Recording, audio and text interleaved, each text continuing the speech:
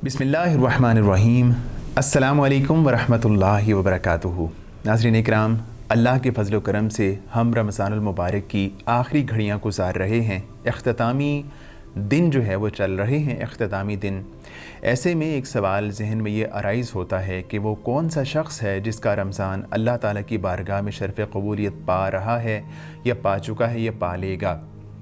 क्या वो शख्स जिसने बहुत कुरान पढ़ा उसका रमज़ान अल्लाह की बारगाह में कबूल हुआ? तो इसका जवाब हाँ में भी हो सकता है और खुदा न खास्ता ना में भी हो सकता है।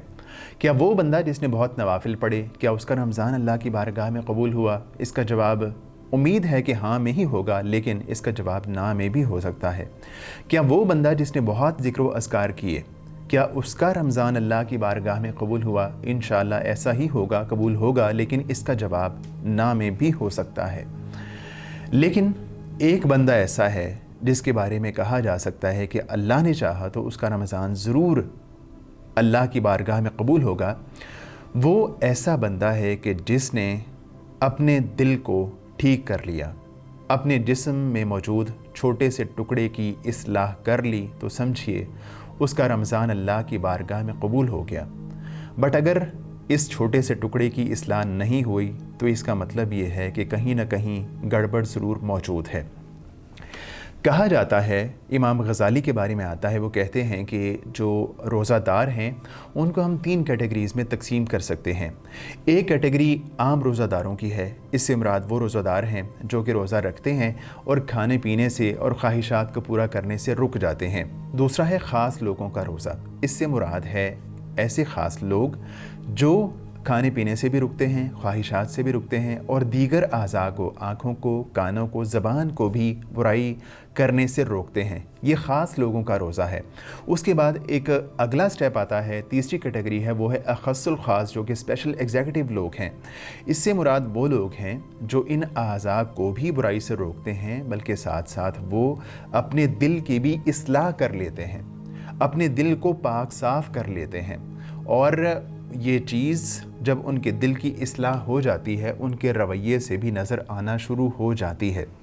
मिसाल के तौर पे उसका रवैया अपने वालिदैन के साथ, उसका एटीट्यूड अपने भाइयों के साथ, उसका एटीट्यूड अपने इर्द गिर्द के लोगों के साथ, उसका रवैया अपने हमसायों के साथ बिल्कुल बदल जाता है। जब वो कुरान में गीबत के बारे में पढ़ता है, गीबत करना छोड़ देता है। जब वो कुरान में पढ़ता है कि अल्लाह ताला कहता है वल काज़िमीन अल गैज़ वल आफ़ीन अनिन नास, कि जो मोमिन हैं वो तो अपने गुस्से को पीने वाले होते हैं और लोगों को माफ़ करने वाले होते हैं, तो ये कैफ़ियत वो अपने ऊपर तारी कर लेता है। इस तरह उसका दिल पाक साफ़ हो जाता है, उसके दिल की इस्लाह हो जाती है।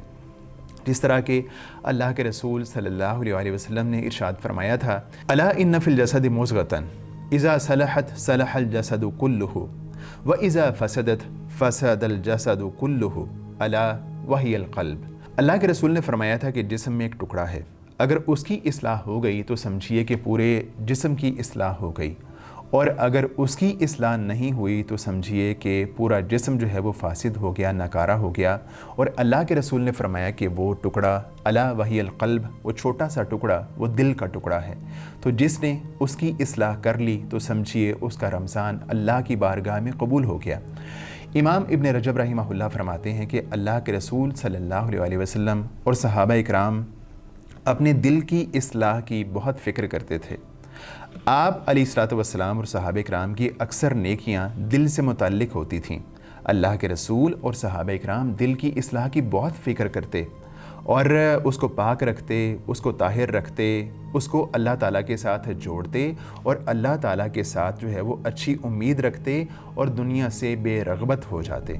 तो दिल की इस्लाह बहुत ज़रूरी है। हमारे जो सलफ़ सालिहीन गुज़रे हैं उनमें से बहुत सारे सलफ़ सालिहीन ऐसे थे कि जो बहुत ज़्यादा ज़िक्र व अज़कार, बहुत ज़्यादा इबादत करते थे, लेकिन कुछ सलफ़ सालिहीन ऐसे भी थे कि जो बहुत ज़्यादा अज़कार में आगे नहीं थे, बहुत ज़्यादा इबादतें नहीं करते थे। लेकिन इन दोनों ग्रुपों में मुश्तरका जो चीज़ थी वो ये थी कि इन दोनों ग्रुपों को अपने दिल की इस्लाह की बहुत ज़्यादा फ़िक्र रहती थी। तो जो बंदा अपने दिल की इस्लाह कर लेता है उसके बाद उसके रवैये में वो चीज़ नज़र आना शुरू हो जाती है। اس کا غصہ پہلے سے کم ہو جاتا ہے، اس کا اخلاق دوسروں کے ساتھ زیادہ اچھا ہو جاتا ہے۔ ایسا نہیں ہوتا کہ وہ بندہ رمضان میں تو اپنے آپ کو برائیوں سے روک لیتا ہے، لیکن رمضان کے بعد کے لیے اس نے بہت ساری برائیاں سوچ کے رکھی ہوتی ہیں۔ اس نے کوئی گناہ سوچا ہوتا ہے اور رمضان کی وجہ سے وہ رکا ہوتا ہے اور انتظار کر رہا ہوتا ہے کہ جیسے رمضان ختم ہوگا میں وہ بڑی برائی یا بڑا گناہ کروں گا، تو یہ بڑی ہی خطرناک صورتحال ہے۔ ابن مسعود رضی اللہ تعالیٰ عنہ کے پاس ایک آدمی آیا اور ابن مسعود رضی اللہ تعالیٰ عنہ اپنی سیٹ پر مجلس میں بیٹھے ہوئے تھے، لوگ بھی بیٹھے ہوئے تھے۔ آیا اور آ کے کہنے لگا کہ اگر میں نے کسی شخص کا قتل کیا ہو تو کیا اللہ تعالیٰ میرا گناہ معاف کرے گا؟ تو ابن مسعود رضی اللہ تعالیٰ عنہ نے فرمایا کہ اللہ تعالیٰ تمہارا گناہ معاف کر دے گا اگر تم سچے دل سے توبہ کرو تو۔ وہ چلا گیا۔ اس کے بعد ایک اور آدمی آیا اور اس نے بھی اسی مجلس میں اسی سیٹ پہ بیٹھے ہوئے ابن مسعود رضی اللہ تعالیٰ عنہ سے یہ سوال کیا کہ اگر میں قتل کروں تو کیا میرا گناہ معاف ہو جائے گا؟ تو ابن مسعود رضی اللہ تعالیٰ عنہ نے فرمایا کہ نہیں، تمہارا گناہ معاف نہیں ہوگا۔ تو جب وہ چلا گیا تو لوگوں نے پوچھا کہ آپ سے دو لوگوں نے سوال کیے اور ایک ہی طرح کا سوال کیا اور آپ نے ایک بندے کو ہاں میں جواب دیا اور ایک بندے کو نا میں جواب دیا، اس کی کیا وجہ ہے؟ تو ابن مسعود رضی اللہ تعالیٰ عنہ نے فرمایا کہ جو پہلا شخص تھا وہ قتل کر چکا تھا، قتل کرنے کے بعد میرے پاس آیا تھا اور اس کو اپنے جرم پہ ندامت ہو رہی تھی، اور جو بندہ ندامت کے ساتھ اللہ کے سامنے پیش ہو کے سچے دل سے توبہ کرتا ہے اللہ تعالیٰ اس کی توبہ کو قبول کرتا ہے۔ اور جو دوسرا شخص تھا اس نے ابھی قتل نہیں کیا تھا اور وہ قتل کرنا چاہتا تھا اور اس نے قتل کا پلان کیا ہوا تھا، تو اگر میں اس کو کہتا کہ تمہاری توبہ قبول ہو جائے گی تو اس کا مطلب یہ تھا کہ وہ اپنے اس ارادے پہ اور اپنے گناہ پہ پوری طرح عمل کرتا اور جا کے قتل کر دیتا۔ تو میں نے اس کو اس کے ارادے سے باز رکھنے کے لیے اور اس کو اس عمل بد سے روکنے کے لیے یہ کہا کہ ایسے بندے کی توبہ اللہ تعالیٰ قبول نہیں کرے گا۔ تو اگر ہم نے آج رمضان میں یہ سوچا کہ ہم رمضان کے بعد کوئی بڑا گناہ کریں گے تو اس کے بارے میں ہمیں اپنے اس رویے پہ ریویو کرنا چاہیے، اور جو پہلے گناہ ہو چکے ان پہ صدق دل سے اللہ تعالیٰ سے معافی مانگنی چاہیے۔ اور کہا جاتا ہے کہ ایسا بندہ جس کا اختتام اچھا ہو گیا سمجھیے کہ وہ کامیاب ہو گیا، کیونکہ اللہ کے رسول نے فرمایا کہ انما الاعمال بالخواتیم، کہ اعمال کا دار و مدار خاتمے پر ہے۔ تو اگر آج ہمارے رمضان کا خاتمہ اچھا ہو گیا تو اس سے وہ کوتاہیاں جو ہم سے رمضان کے شروع میں یا رمضان کے درمیان میں ہوئیں انشاءاللہ ان کا ازالہ ہو جائے گا۔ ایسا بندہ کہ جس نے رمضان کا آغاز بہت اچھا کیا، بڑی محنت سے اس نے عبادتیں کیں، ذکر و اذکار کیا، لیکن اس کا اختتام اچھا نہیں کیا، ایسے بندے سے وہ شخص بہت بہتر ہے جس کا اختتام بہت اچھا ہو گیا، اگرچہ رمضان کے شروع میں یا رمضان کے مڈ میں اس سے کئی کوتاہیاں ہو گئیں۔ تو آج ہمارے پاس وقت ہے کہ ہم اپنے رمضان کا اختتام اچھا کر لیں۔